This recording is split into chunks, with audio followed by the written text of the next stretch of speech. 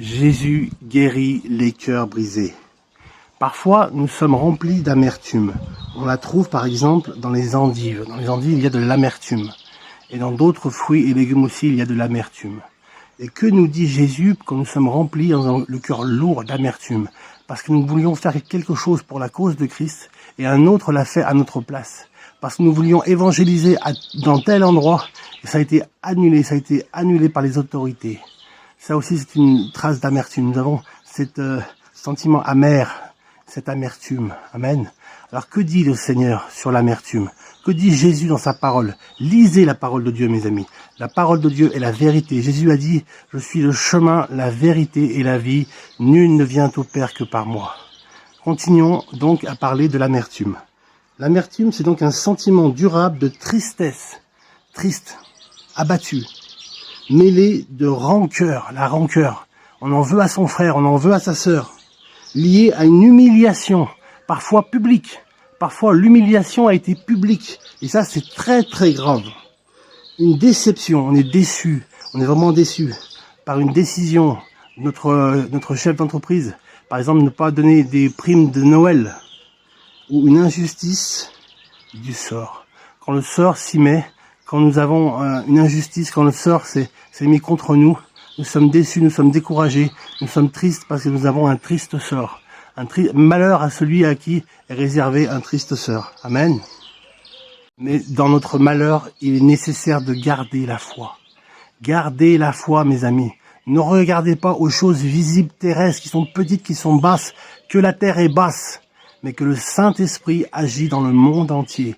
Il agit dans ton cœur comme dans le monde entier.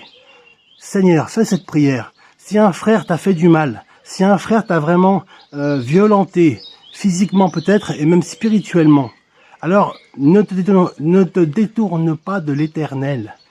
Car Jésus veut te réconcilier avec lui. Jésus veut t'enlever ton amertume, enlever ton malheur, enlever ton désarroi.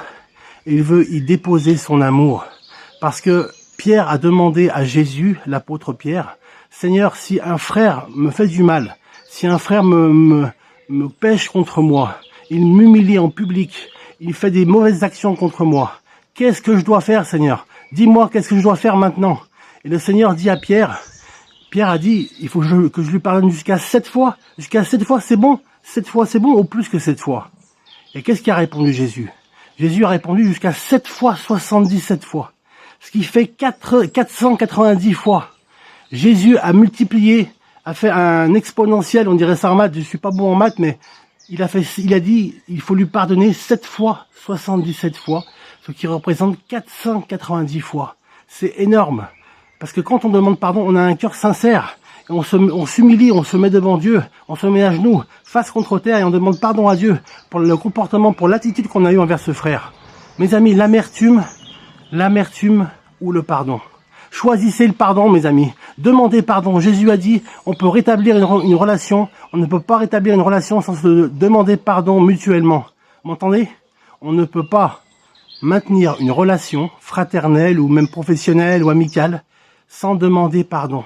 Un pardon, c'est juste ça. Pardon pour tout le mal que j'ai fait, Seigneur. Pardon pour tout le mal que j'ai fait à cette personne. Et puis après, le Saint-Esprit, il fait quoi? Il pardonne. Et puis le fardeau qui est sur notre cœur est levé. Le fardeau qui est sur notre cœur est levé. Nous sommes libérés. Libérés. Libérés. Libérés. Nous avons le cœur léger. Nous avions un cœur lourd et le cœur est léger. Mes amis, alors que Jésus savait ce qui lui attendait. Il savait vraiment ce qui lui attendait. La croix de Golgotha, c'est un calvaire, c'est pas un calvaire comme les hommes ont connu. Il n'y a que Jésus, le Fils de Dieu, qui a connu ce calvaire-là. Mes amis, un peu d'humilité, et moi le premier. Restons humbles, restons vraiment à demander pardon. Et on demandait au Seigneur qu'il ôte toute notre amertume envers notre frère ou notre sœur qui a péché contre nous. Vous voyez mon cœur là? Vous voyez mon cœur? Mon cœur est léger, mon cœur est lourd. Non, mon cœur doit rester léger. Si j'ai fait quelque chose de mal à quelqu'un, je lui demande pardon de tout mon cœur. Il est difficile de pardonner quand on pêche avec l'esprit. C'est la Bible qui le dit. Il est difficile de pardonner pour Dieu, pour l'Éternel, à un cœur qui pêche par l'esprit. C'est un péché très très grave. Mais les amis, peu importe le péché, qu'il soit très grave ou pas grave, L'essentiel, c'est que Jésus pardonne de tous les péchés.